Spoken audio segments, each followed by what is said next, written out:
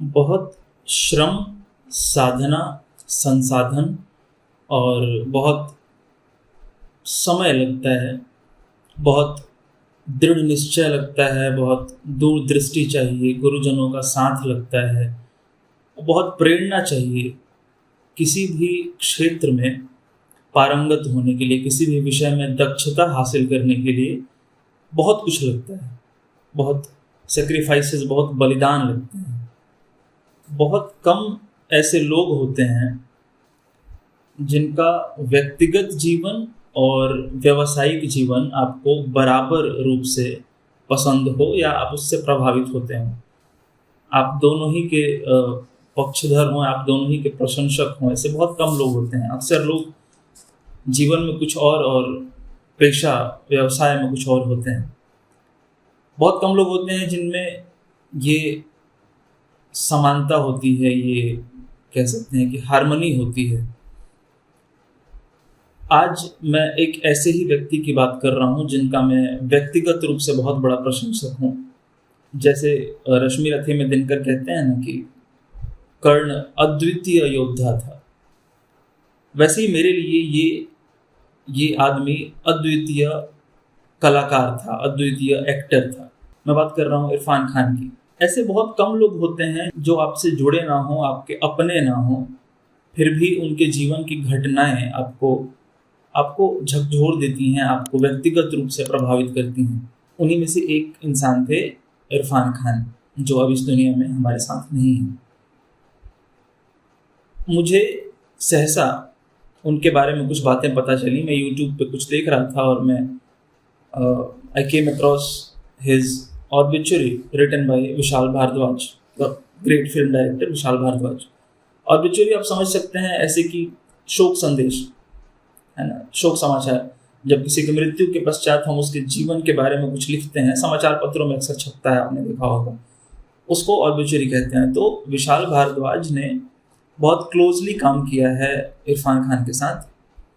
कई फिल्में हैं, मकबूल जिनमें सबसे ऊपर नाम आता है, सात खून माफ है, वो ऑब्ituary मेरे हाथ लगी। और भी कुछ चीज़ें मेरे हाथ लगी जो इरफान खान ने खुद अपने स्वास्थ्य के बारे में अपने आखिरी दिनों में कहा था। तो मैंने सोचा कि आज मैं आगे सिर्फ आपके समक्ष वो पढ़ दूं, क्योंकि मैं पढ़ के हिल गया। तो मैंने सोचा कि आपके समक्ष पढ़ दूं, आप इसको मेरी तरफ से श्रद्धांजलि समझ सकते हैं। हालांकि बहुत देर आया है, पर देर आए दुरुस्त है ना।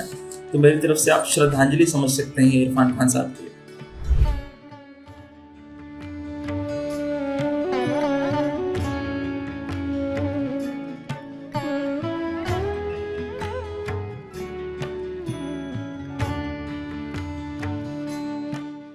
नमस्कार, मेरा नाम आदित्य है और हिंदी घराना में आपका स्वागत है। Pain felt enormous than God, ये एक वाक्य है जो बहुत बड़ा, बहुत संवेदनशील और बहुत गहरा वाक्य है। ये कहने के लिए एक अलग स्टेट ऑफ माइंड चाहिए। ये कहने के लिए इतना दर्द होना चाहिए कि आप दर्द को भगवान से ऊपर, ईश्वर से ऊपर, अल्लाह से ऊपर देख सकें। इरफान साहब को high grade neuro endocrine cancer हुआ था। वो कहते हैं कि it felt as if he was a part of a speedy train ride and suddenly someone told him to get down, signaling that his destination had arrived. आगे वो लिखते हैं कि the suddenness made me realize how you are just a cork floating in the ocean with unpredictable currents and you are desperately trying to control it. In this chaos, shocked, afraid and in panic, while on one of the terrifying hospital visits, I blabber to my son, the only thing I expect from me is not to face this crisis in this present state. I desperately need my feet. Fear and panic should not overrule me and make me miserable, he wrote. अब आप देखिए कि ऐसी स्थिति में भी जब कोई दर्द से इतना परेशान हो, दर्द इतना गहरा हो कि कुछ और ना सूझ रहा हो, वो व्यक्ति कह रहा है कि fear and panic should not overrule me and make me miserable.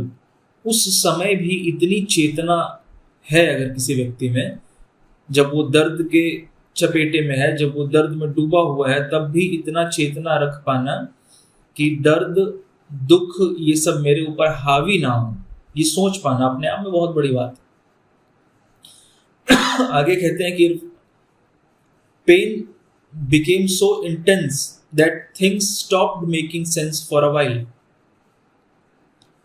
Nothing was working, no consolation, no motivation. The entire cosmos becomes one at that moment, just pain, and pain felt more enormous than God, he added.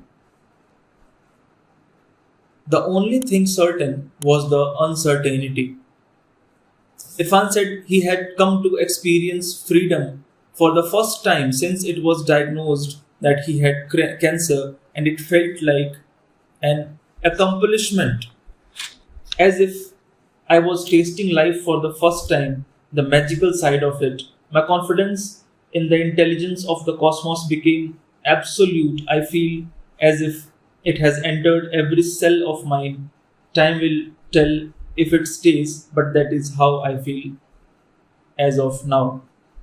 He said he had found strength in the prayers of people known and unknown to him, which had filled him with wonder, happiness, and curiosity, and a realization that the cock doesn't need to control the current, that you are being gently rocked in the cradle of nature. Again, you require so much of intelligence to say this thing, that I found strength in the prayers of people known and unknown to me. एक वाक्य मुझे याद आता है, जब विवेकानंद के गुरु रामकृष्ण परमहंस को cancer हुआ था, उनके थ्रोट में कैंसर था और वो पानी नहीं पी पा रहे थे। पानी पीते थे तो असह्य दर्द होता था। तो उन्होंने ऐसा लिखा है उन्होंने कि वो काली माँ के बहुत बड़े भक्त थे। तो उन्होंने लिखा कि जब उन्होंने काली माँ से प्रार्थना किया कि माँ मुझे दर्द बहुत है, मुझे तकलीफ बहुत है, मैं पानी भी नहीं पी पा रहा हूँ, तो माँ का उत्तर आया कि तू इतना खुद में केंद्रित कैसे, मतलब इतना सेल्फ सेंटर्ड कैसे हो सकता है कि तू सिर्फ अपने थ्रोट को अपना थ्रोट समझ रहा है। ये जितने लोग हैं आसपास तेरे, ये जितने तेरे शिष्यगण हैं, ये सब भी तो तेरे ही थ्रोट है ना। किसी से पानी पी ले, प्यास बुझ जाएगी तेरी। तो ये बात मैंने वहां पढ़ी थी कि जितने लोग हैं उन सबका गला अपना ही गला है, तो कोई भी पानी पिए, प्यास मेरी बुझ रही है। हालांकि ये बहुत एब्स्ट्रैक्ट है, पता नहीं समझ में आएगा कि नहीं, मेरे तो नहीं आया था। ठीक वैसे ही इरफान साहब कह रहे हैं कि अपनों की और जो अपने नहीं है उन सब की प्रार्थना मुझे एक पल के लिए अपनी सी लगी और सबसे मुझे ताकत मिली। ये कुछ वाक्य थे जो इरफान साहब ने अपने आखिरी दिनों में कहे। अब आगे बढ़ते हैं। और बिछुरी जो विशाल भारद्वाज ने लिखी है इरफान एंड आई के नाम से।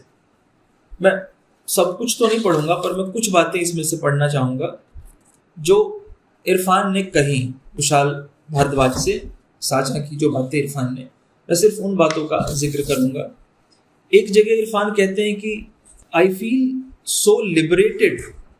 विशाल साहब, ऐसा लगता है जैसे बदन के ऊपर से सैकड़ों बदन उतर गए हों। रूह पर कितने बोझ लेकर घूमते हैं हम लोग। एक बार जिंदगी की मियाद तय हो जाए तो एक धुंध सी छट जाती है आंखों से, जैसे बारिश के बाद धूप में सब चमकने लगता है ना, सब वैसा नहाया धोया सा हो जाता है। मैं एक नॉर्मल हेल्दी स्टेट में ये सब बातें फील नहीं कर पा रहा हूँ। मैं पढ़ के बस सोच समझ पा रहा हूँ कि ऐसा होता होगा, ऐसा हो सकता है कि अगर कोई इतने दर्द में है, इतना लाचार असहाय महसूस कर रहा है अपने आप को, जिसको अपनी जिंदगी जाते हुए अस्त होते हुए दिख रही है, वो ये बातें कर सकता है। शायद उस मानसिक अवस्था में ये बातें कोई मीनिंग बनाती हो, कोई मतलब हो इन बातों का, पर मेरे जैसे एक स्वस्थ इंसान के लिए शायद महसूस कर पाना मुश्किल है, और मैं समझता हूं कि बाकी लोगों के लिए भी मुश्किल है।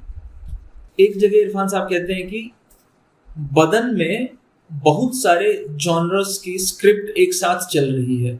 कभी कोई थ्रिलर आगे आ जाता है, तो कभी कोई कॉमेडी, कभी टाइम के अगेंस्ट रेस चलती है, तो कभी टाइम ऐसे मध्यम पड़ जाता है कि कितनी भी ताकत से ढकेलो हिलता ही नहीं है। कमाल का एक्सपीरियंस हो रहा है। बस एक ही चीज है, ये साला दर्द जब होता है तो झेला नहीं जाता। एक वाक्य है जो पढ़ के मैं मैंने लगभग रो ही दिया।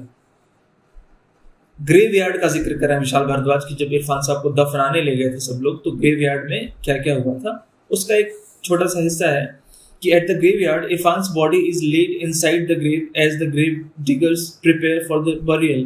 The grave diggers voice calls out, किसी को आखिरी दीदार करना हो तो आगे आ जाए।